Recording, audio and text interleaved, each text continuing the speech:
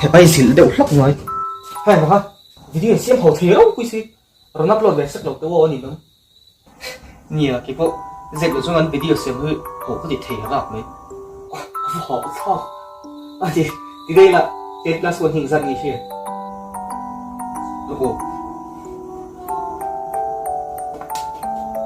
11 hả?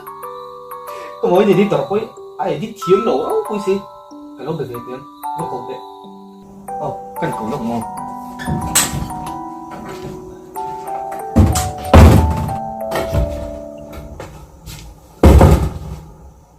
Họ sao cái ini là như thì ini đi tập vào cầu nó có tí chứ không? Nhiều cái mà ghép thôi nhẹ đi. Anh đi xuất tiền chân suy nghĩ chứ. Cái cầu tao về đấy mày đi cơ. Ôi, bạn biết lạc. Mình cầu nó mềm nhỉ.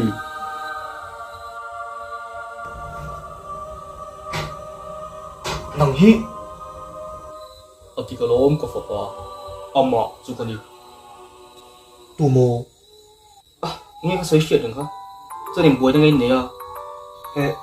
Buổi nên liền thầm em người thì video hậu đầu tôi xem chuyện xem rồi hậu đầu cho nên yêu không được đóng hoa là gì Nè, hey, ô hi cái đủ cả mang thấy mà bác à, in số gì zim về đâu tùy xí, ở thùng đó mình khi ngày nào cái đâu hey, tụi nó mi cả ô hi cả mang men, cho nên in video tiếng in upload trên nào, YouTube không có upload trên nào YouTube channel tên này mà, nè in tiếng in đó, năm lần mà ra thì khăn nhỉ có nên về xin đâu.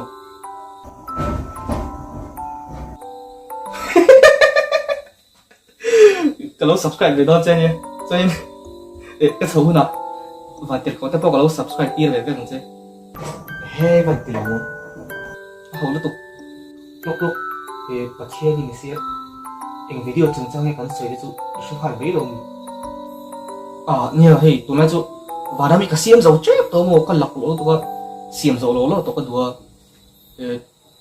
thiên lăng tôi cái làm buổi quy phần lỗ đi, cho nên in ring này lỗ ổn đơn nhé. chú chả luôn Cho nên buổi nay đang để tôi cái số sân phất mình cho ý tụt cái lăng ngã xe, chừng hay và nó mà hay là rèn nó tụt khuôn gì to mấy xiêm của tôi mà quỷ đòn tệ mày nhé, ít ngủ vắt gần tung đòn nhé. Oli Ý phất peace. cho là ha việc làm nhau sẽ còn cầu tệ đầu tiên là nó inbox in how to tệ inbox tiền tệ anh nó mình vô cầu tệ nó cổ đây là cái nào không đây rồi đâu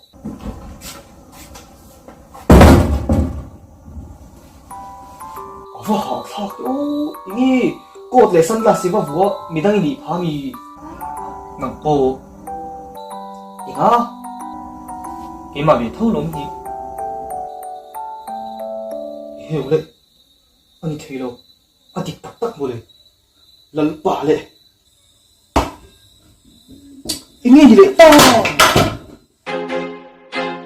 I feel like I'm losing my mind. Is everybody in the world blind? Please, Lord, give me a